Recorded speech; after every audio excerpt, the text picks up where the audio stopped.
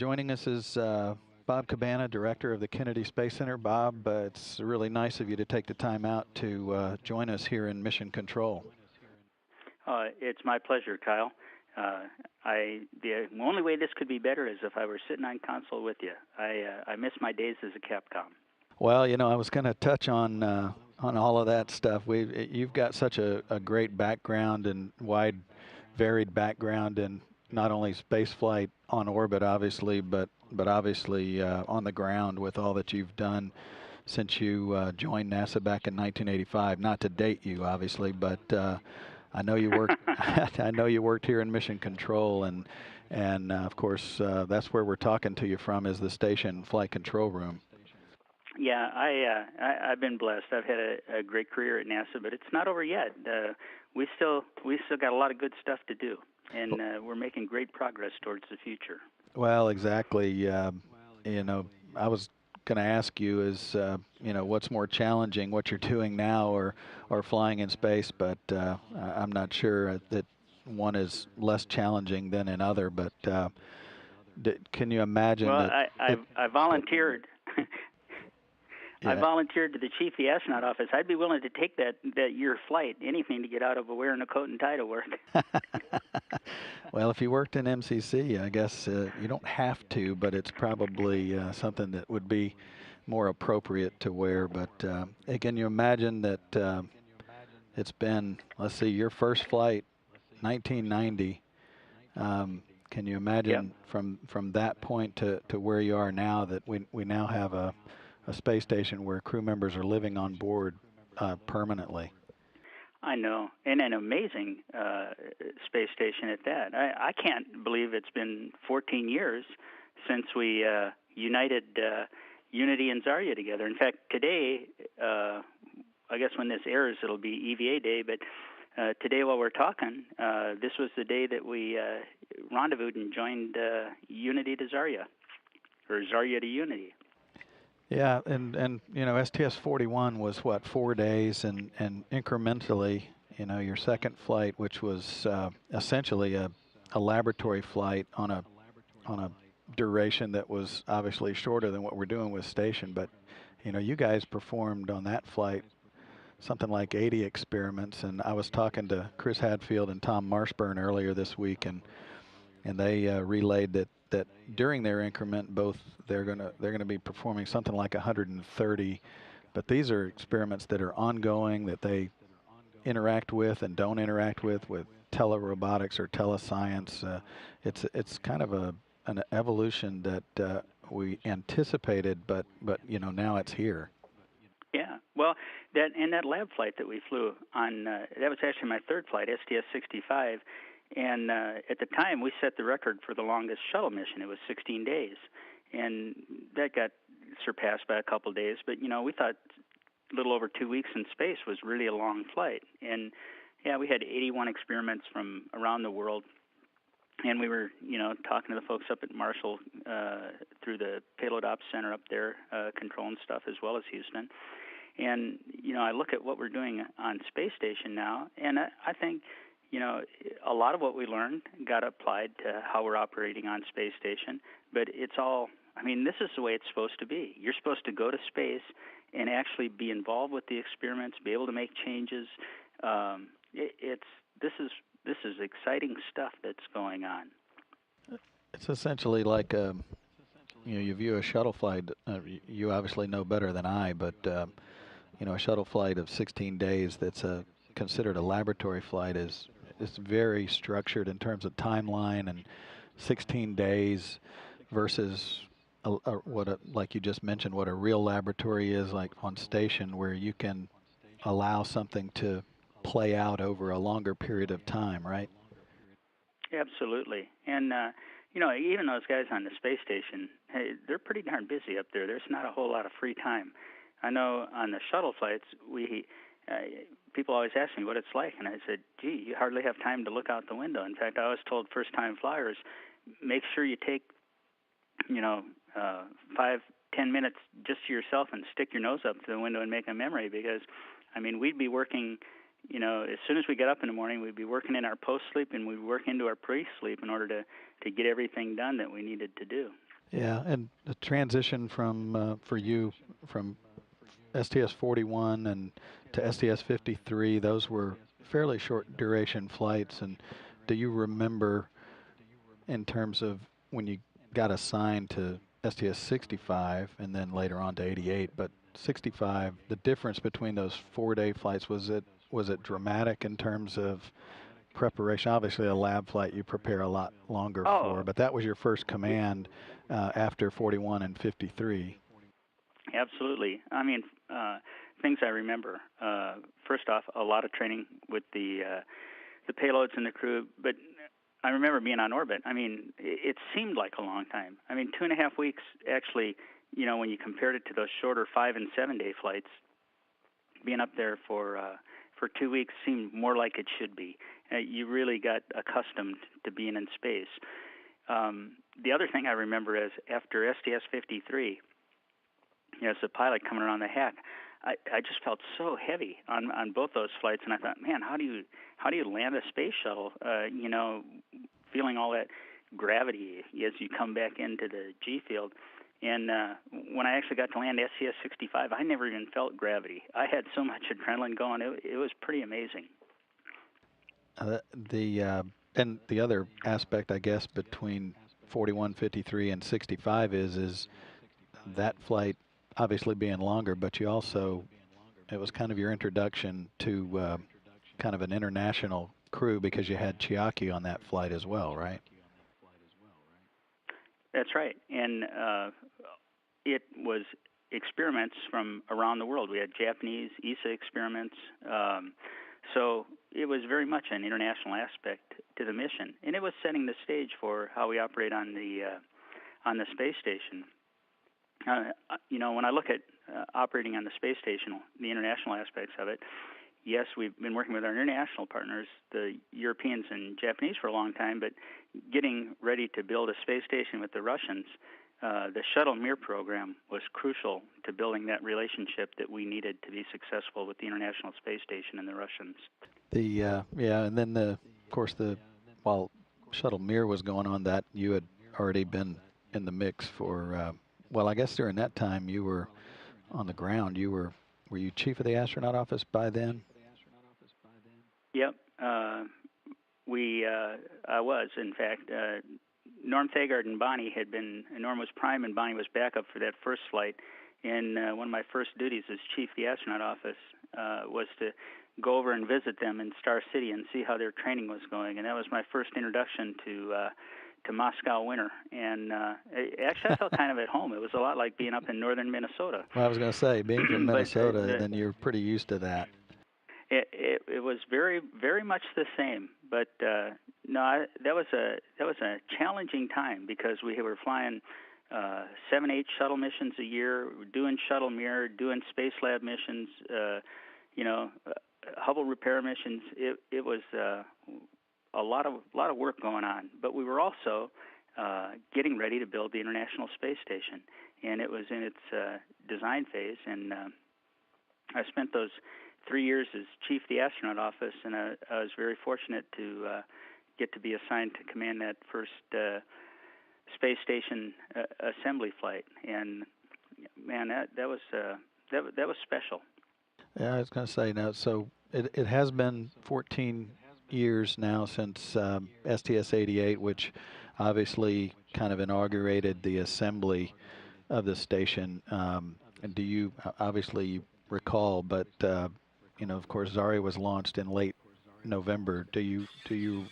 What are your memories of where you were watching Zarya's launch, knowing that the way things were laid out, that you guys were, I guess, ready to go about 2 weeks later?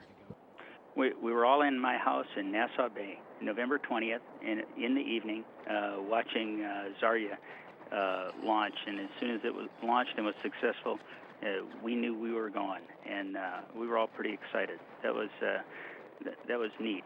And then, a couple of weeks later, here we are down at the Cape, getting ready to launch with Unity. And the first night, we went out, and we had an issue starting one of the APUs. And by the time everybody figured out, that we were okay to go, it was too late. We didn't have the performance margin to go, and we stopped the count at 18 seconds and didn't go. And then the next night we went back, and it was flawless. It was a perfect launch, and it set the stage for the whole mission. It just went flawlessly. It was really outstanding. The rendezvous, I'll never forget it. It was, right down the way it was supposed to be. And the one thing that I will never forget, I'll share one quick story with you. We were waiting to get over a Russian ground site. We'd flown Unity into the payload bay. It was about 3 feet from the end of the arm, just waiting for Nancy to reach over and grab it. And we had to get over a Russian ground site to have them confirm that the FGB was in free drift. So when we grabbed it with the arm, it didn't fight the arm and break it. And so we're just waiting. Everything's perfect. And we reached a dead band in the attitude of the shuttle. And when we fly a rendezvous, we allow the autopilot to hold our attitude, pitch, roll, and yaw, and then we just control the translations. And when it reached the edge of a dead band where it fired the jets to center it back up, it caused the big jets fire, and it isn't a pure rotation. It couples into a translation. And all of a sudden, this 45,000-pound mass is moving down into the payload bay and toward the arm. And I fired the jets to back away from it, and nothing happened. And we were in the BDAP, which was programmed at that point in the mission for very fine control. And I real quick switched over and selected the ADAP to get more control power, and we got moving away from it, and then back in, and got everything centered up again, and then got cleared to grapple it. But for a while there, it was pretty tense. It was kind of exciting. And one of my crewmates, Jim Newman, PhD, smart guy, wrote a lot of our rendezvous training software. He always had advice and for what we ought to be doing during the rendezvous. And when that happened, it was just dead silence in the cockpit. And afterwards, I said, Jim, I said, how come you didn't say anything? Oh, he says, I know when to keep my mouth shut. It was pretty tense there for a minute. But then everything worked out perfect. And Nancy grabbed onto it, and we lifted it up above the node and got it lined up with the pressurized mating adapter and fired the jets to bring the two pieces together. And they've been together ever since. And let's see, you left behind, let's see, I'm looking at trying to do the math while we're talking, and that looks like about 68 plus 5. So about 75,000 pounds of mass that you guys left behind. And now the latest numbers that I'm looking at are very close to about 900,000 pounds of mass that make up the entire station. And you guys were part of that core. It's quite a legacy to leave behind, to look up and watch it fly over, I guess, periodically, and know that that you were part of at least the initial stage of that whole thing coming together.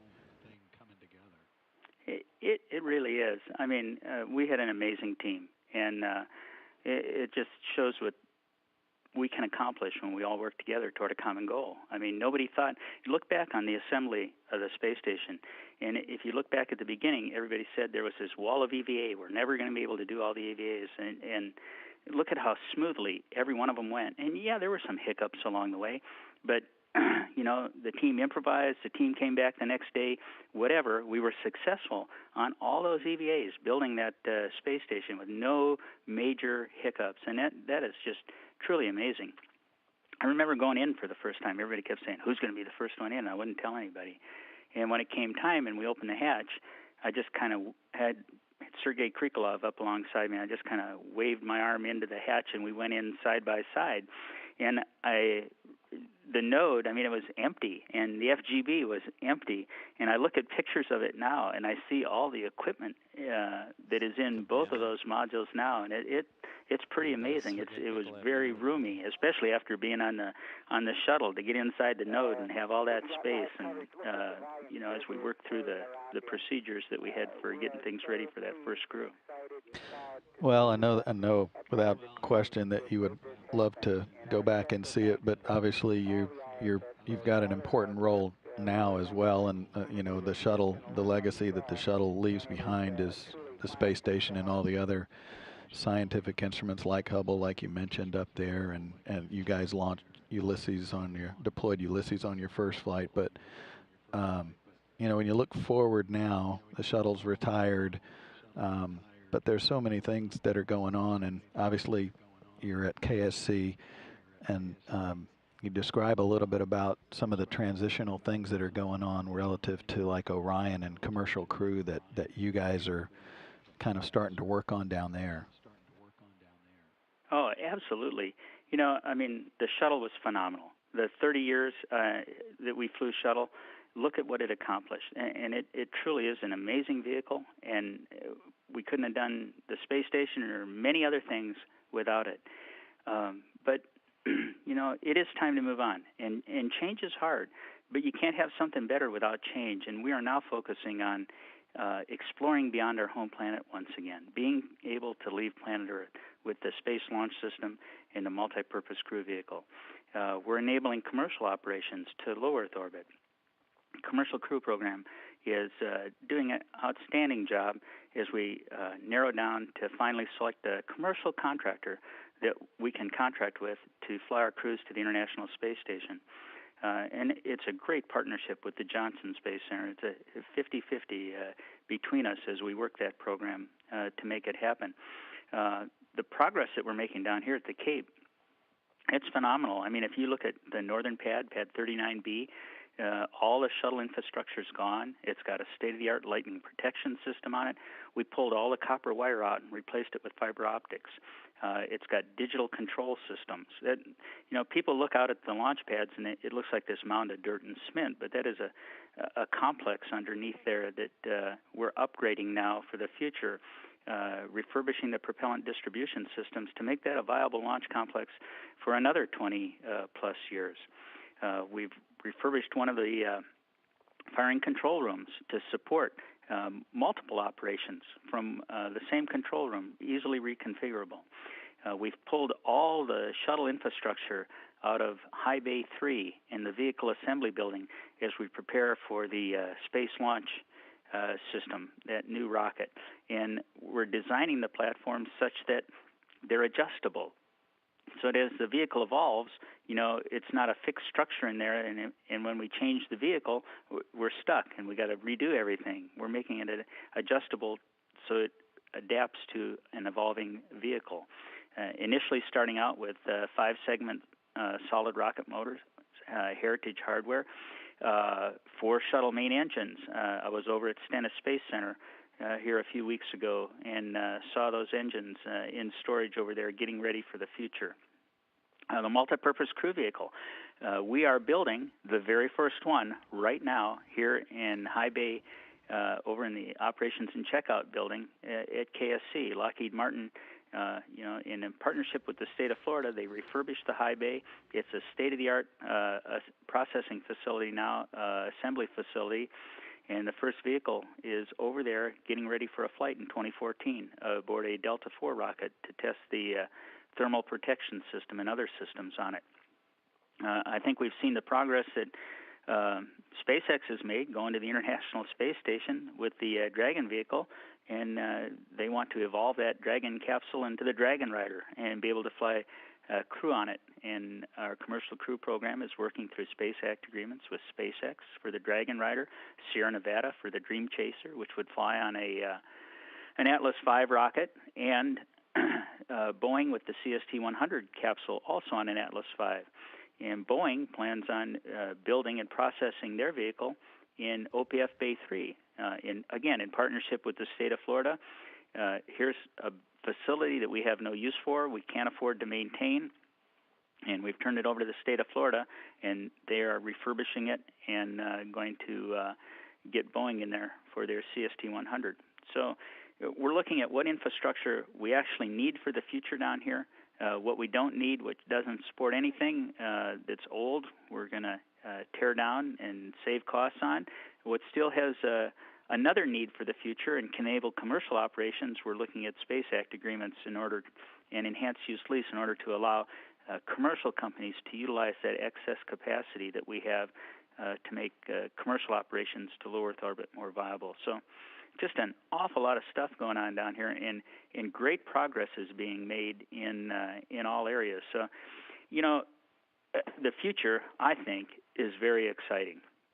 To think that we're going to leave planet Earth again, be able to go, off to asteroids, to the moon, to Mars, to wherever with an evolvable architecture, it's really exciting. And, low Earth orbit, we've been going back and forth to low Earth orbit for 50 years. I think it's about time we trusted that to somebody else to do that. We know how to do it, and we can focus on the really tough job of exploring.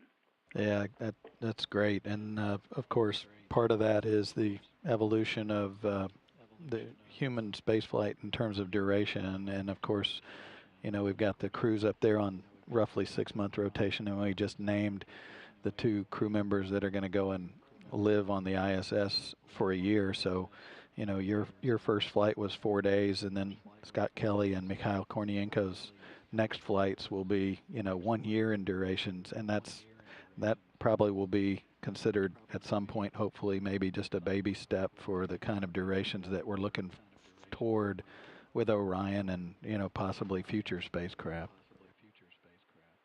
Well, we still have so much to learn. I mean, we have learned tremendous amounts about human physiology in a microgravity environment.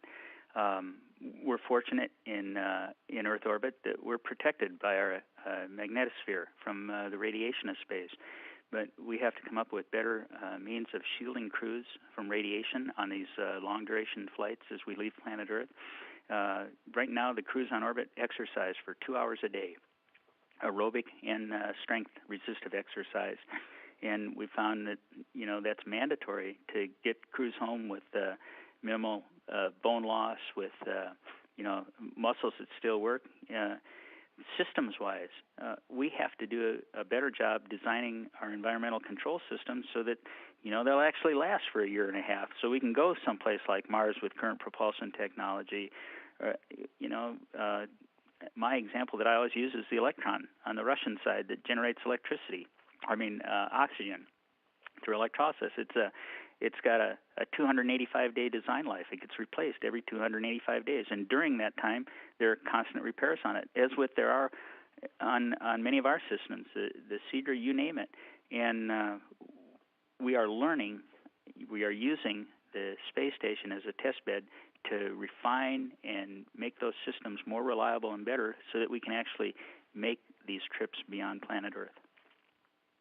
Well, it is definitely an exciting time, and we really appreciate you taking some time out to visit us here in Mission Control and talk about not only the past and the anniversary of STS-88, the start of assembly, but also what's in store for us for the future. So, Bob, we really appreciate you joining us. Thanks a lot.